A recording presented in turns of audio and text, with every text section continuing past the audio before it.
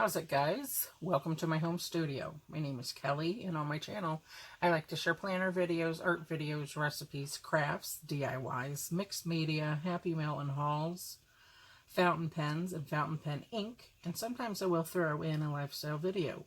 So if any of those genres sound appealing to you, I hope you do consider subscribing to my channel. And without further ado, I have a whole smorgasbord here full of goodies. So let's get started. This is all about Arabic calligraphy, and we are going to get to this stack last, and we are going to start with this stack here. So first of all, this is a very inexpensive hobby. Basically, it just takes your time if you are interested in that sort of thing, and I always have been. I started doing this in 1998, learning Arabic. Off and on, all these years. So, and I am in the medical field, and I do work over full-time hours. So I do what I can when I can. I have a household to run, and time is very limited. However, I really enjoy this, and it's something I've just always done and dabbled in here and there. Learning Arabic. Now, learning Arabic calligraphy is a whole different ballgame. So this is going to take it up to the next level, as it were. God willing. In any event, this is the Speedball India ink. And all of these supplies were recommended by the author of the book that I will show you momentarily. And his name is Omar Udin. I wonder if his full name is Omar Al-Udin. Usually there's an Al in front of the names of the people. I think he's from the Gulf. It looks like it to me. But anyway, probably from Saudi, if I had to guess, based on facial features. But that's neither here nor there. And I haven't researched it to find that out. But I like genealogy, and so, anyway, a little bit of trivia. So, all of these supplies were recommended by him, and I will link his website down below. He does also have a YouTube channel. So, if I remember, I'll link that as well. So, okay, so this is a huge bottle, and due to the coronavirus and everything that's going on with that, I decided just to get everything online, basically off of Amazon. So, for better or for worse, there is that little nugget. So, this is India ink, and it is a 32 fluid ounce bottle. Very inexpensive. Huge bottle. Okay. Then I got these squeezy bottles. They came in a huge pack.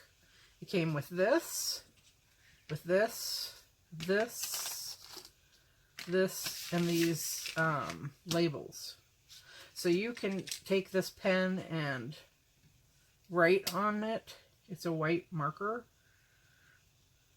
dry erase on this chalkboard label, and then if you make a mistake, you can erase it and start again. So I thought that was nice, very inexpensive, and it came with a whole bunch of these bottles, and you can use these for anything, anything at all. And then it also came with this cleaner, and it also came with this. So you can actually, I've washed everything. It has a lid. Okay, so you can fill your bottle very easily without spilling, and it has a screw top cap, and there you go. Just put the funnel on top, and it actually sticks in there because this is made out of silicone, and then you can just pour your ink right in there. Okay.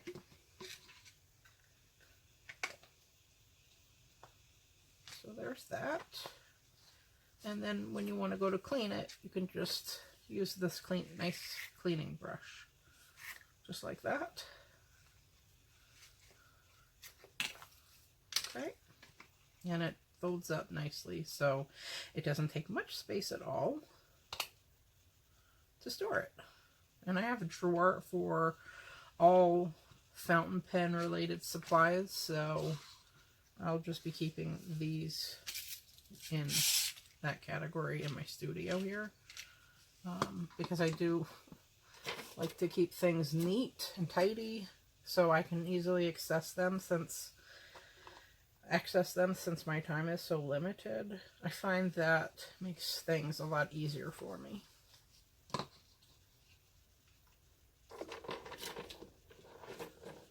So there's that.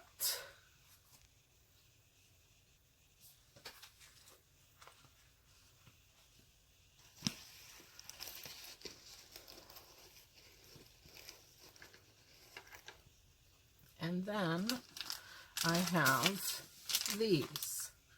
And this is what's called a column. And it's a bamboo pen, basically. Bamboo reed pen.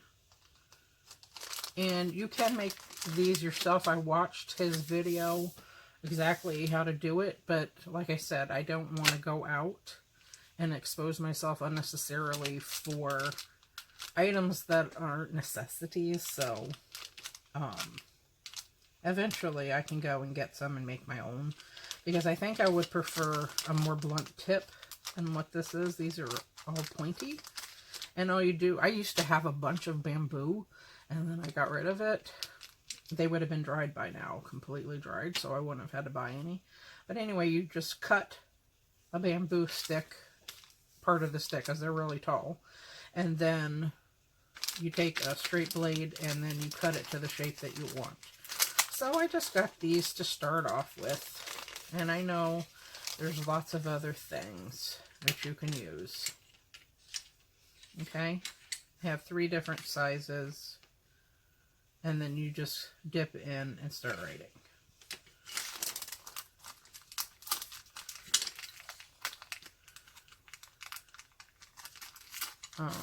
I also have from Paper and Ink Arts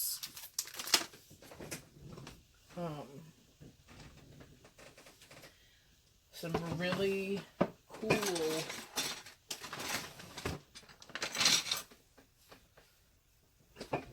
automatic pens, and I imagine, let me just show you, that you could probably use, I got all of the automatic pens that they have, and the Mitchell Witch pen set of 5.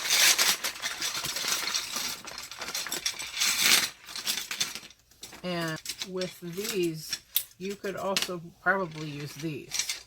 But I'm just starting out doing this, so I didn't know, and I like traditions, and so I wanted to try with the bamboo column pen, essentially. But as you can see, this has a whole plethora of sizes to choose from.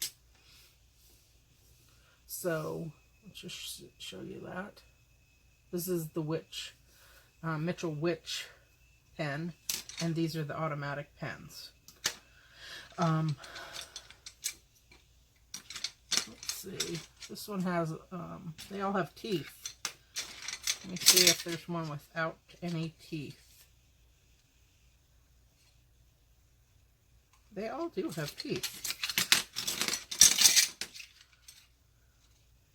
But I guess I've used this one because I see that there's paper fiber right in it to do ink swatching with. But anyway, that was also, I had this in the back of my mind, that I wanted to do Arabic calligraphy. So I got these quite some time ago.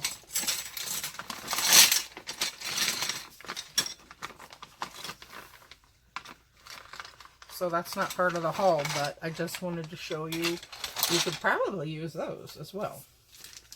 Okay? And then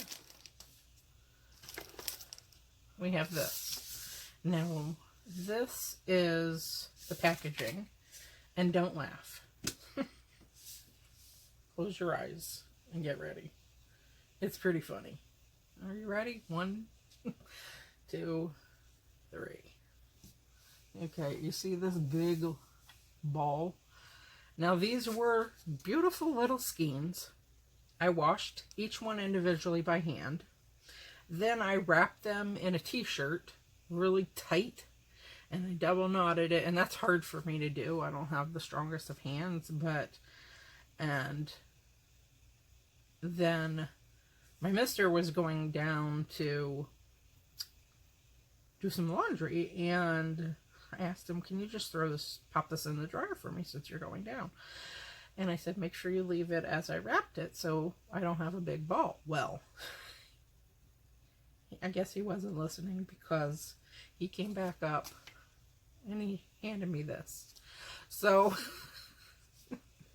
that's pretty funny. And this was what I was trying to avoid, because I know, because I've worked with yarn for many years, doing different things. But I will sit and I will go through each piece, each of the 3 skeins, and then I will wrap them in balls. It's going to take me several hours. I'll just, you know, do it little by little until I get it nicely, because this is hilarious. Okay?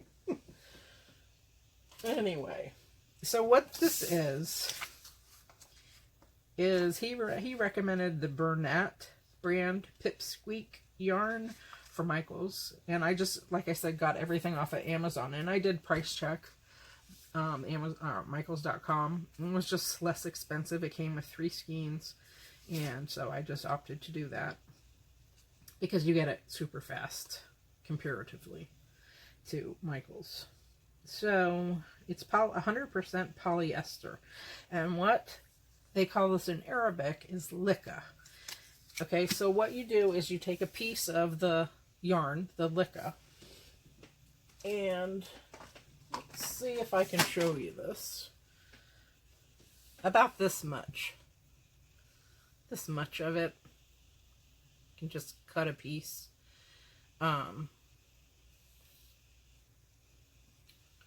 In fact, I'll just see if I can find an end and then cut a piece. And then I have these, and I've had these for several years. I got these from Pier 1 in Boca Raton, Florida. I used to live down there. It even says Pier 1. Made in Pakistan, $3.50. There you go. I never took the price tag off. And I've had these for decades. Couple of decades, okay?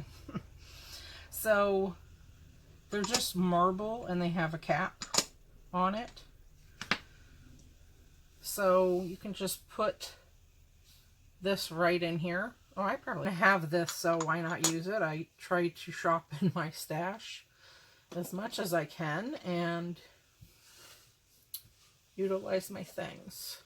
With my fountain pen ink, I'll store it over there. I have a credenza that I can store this upright, because my drawers are not this tall, this deep.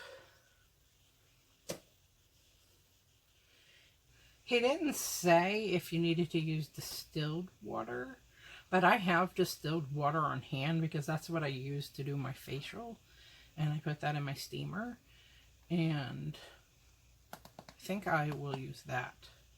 And then essentially what you do is you mix it in your container. So you put your ink in, and then however much water you prefer. Okay, and then you dip your pen in there. So that way you don't get too much ink on your column pen. That is what I understand. I understood from his video on his website. Which I'm super glad that he has that video on there. It's not on the his YouTube channel, but it is on his website, which is why I'm going to definitely link his website below for you folks. But you can always look it up yourself. So here is one of his books. He has another book as well, but I opted just to start with this one. This is Arabic Calligraphy Mastery Series, Thuluth by Omar Udin. So I've looked through this and I've perused this already. And each section is basically set up exactly the same. So the overview, script dynamics, letter orientations, strokes, color codes, and then Aleph, which is A, basically. In the Arabic alphabet, it's Aleph, Ba, Ta, Tha, and then basically he gives alternatives. Aleph as commencing letter, so your first letter, Aleph as the middle letter, Aleph as the finishing letter, and length flexibility.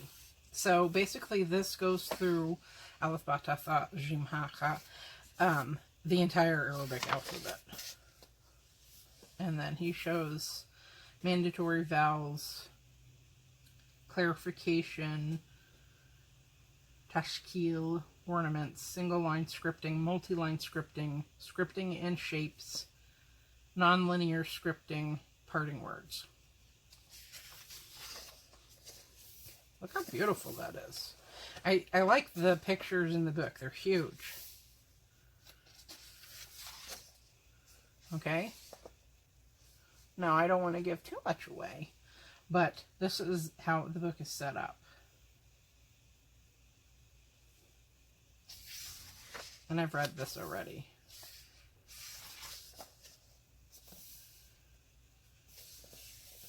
Because depending on where it is in the word, it's going to look a little different. Now, you know it's the letter Aleph, but it looks different.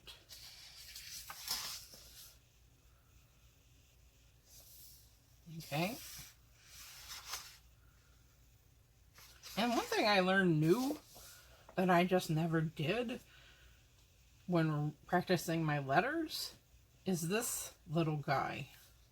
And that has a name. It's called something. I read it. I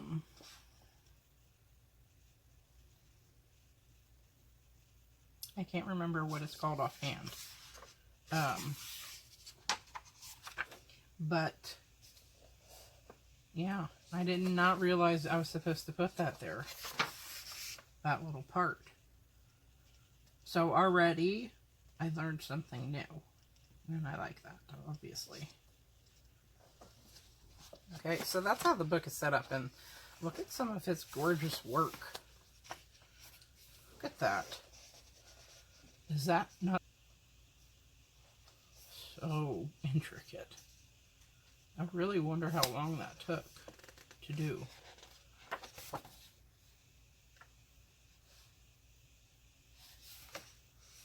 Oh, this was printed on May 18th, 2020 in Columbia, South Carolina.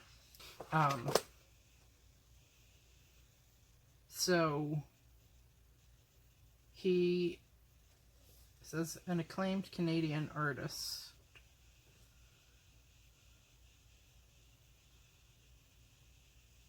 Yeah, here it is. Okay. So he has designed calligraphic artwork for some of the most beautiful mosques in North America, namely Masjid al-Rahman in New York City. Sweet. So that's pretty impressive if you ask me. Alright, and I will start with this. These are just my little notebooks that I've had. I set up in approximately 1998. So a friend of mine gave me this, which is great. This is a great guide. But as you can see, that little piece that I was talking about a minute ago isn't on there. So I just didn't know that that was part of this. I printed in 2010.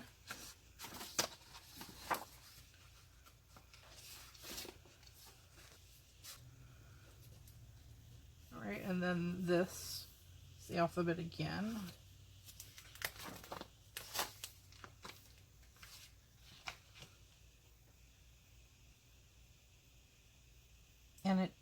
have this, which is important, and it tells you what some of the symbols above or below the words mean.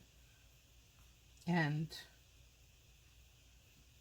the pronunciation is different if you see that little, I want to say that's part of the grammar.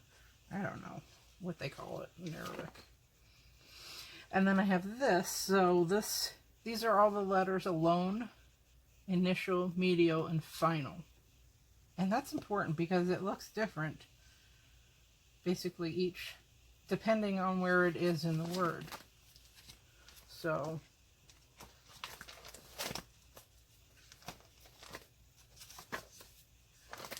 oh, vowels. Yeah, vowels. See, this was from 2002, I was learning. So I just have various different notes that I've taken over the years and some rules. Because I've had a couple different teachers.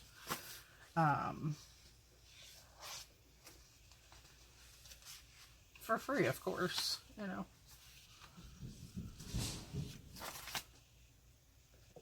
Okay, guys, so anyway, sorry for that noise. My cat was just up to no good, as it were. Anyway, that's what that big sound was. He knocked something over. So back to business here. Okay. So I've just been practicing, like I said, different things over the years. And I like to rewrite my notes. So this was the rough draft. RD is rough draft for me.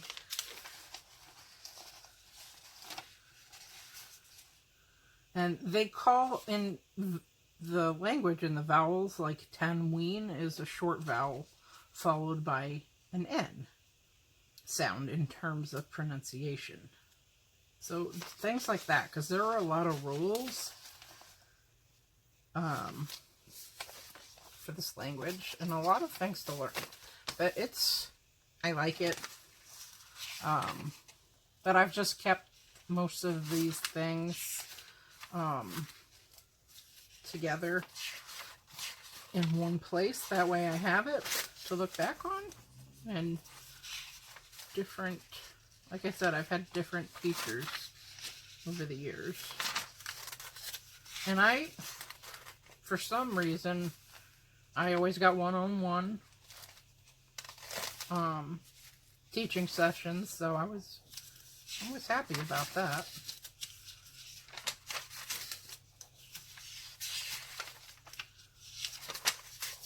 Very lucky. This is all my writing. Okay, and then this. So I just have different things in here. And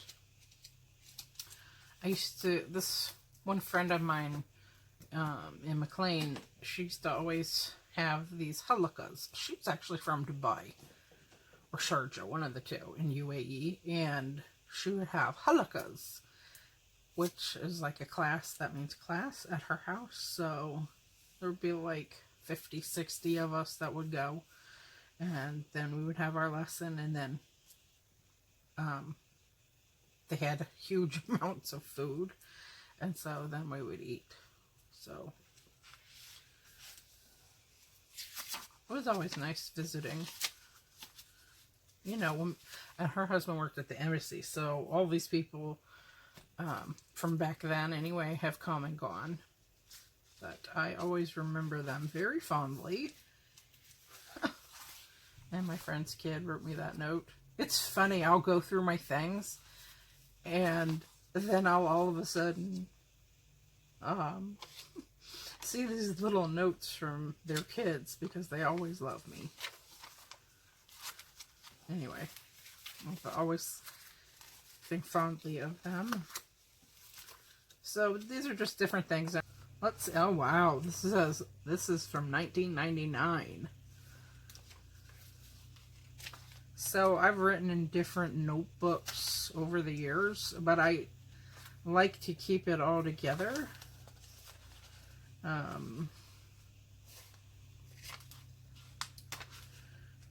Like I said, I'm glad I always wrote the dates on things.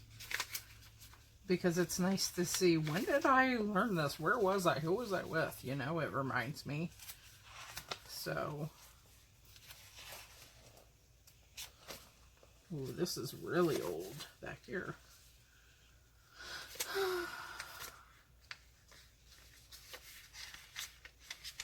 So different things I've written in Arabic.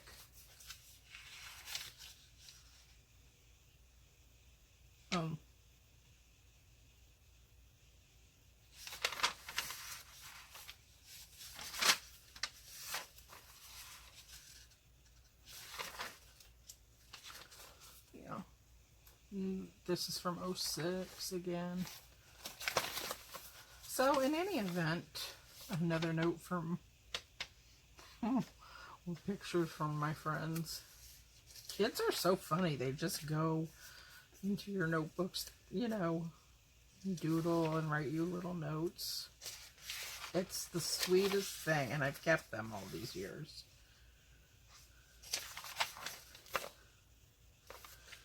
And I put the child who did it.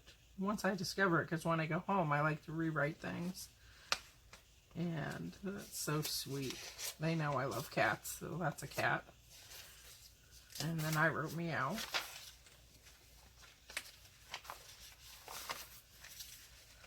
All these phone numbers and everything are old, so don't worry.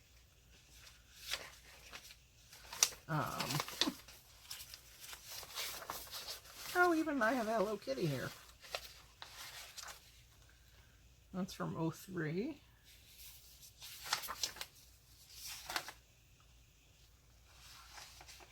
Thank you. '04. Yeah, so... And a lot of my friends would give me books. And different things. The, Badr al-Saud, he passed away. It was always so nice to me. Actually, they gave me their old house to live in. Yeah, these are all my little practice sheets. So, the point of me showing that is just to say, I've been doing this since '98. Enjoy it. So I just thought I would bring it up to the next level and just learn the Thuluth, as it were.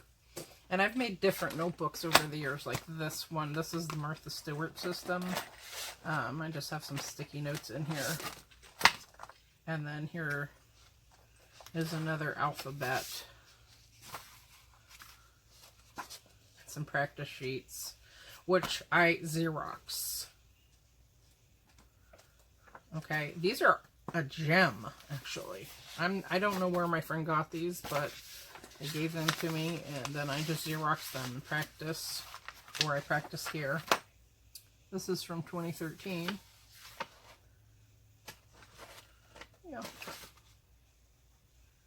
And I actually have arc paper from Staples in this Martha Stewart notebook, because I got this Martha Stewart notebook at Staples, and it's flexible and flimsy, so you can just throw it around. It's very lightweight. So this is basically my reference, and then I would practice in something like this. Now I have all kind of paper, so I don't know, I'm not sure which paper I'll be using to learn this, but probably, knowing me, a variety of different ones. So that is my share, and I know I was a little chatty, but I hope you enjoyed it. If you liked what you saw, I hope you do consider subscribing to my channel. I hope it inspires you guys to learn Arabic, calligraphy, and I wish all of you folks a very beautiful day. Peace out.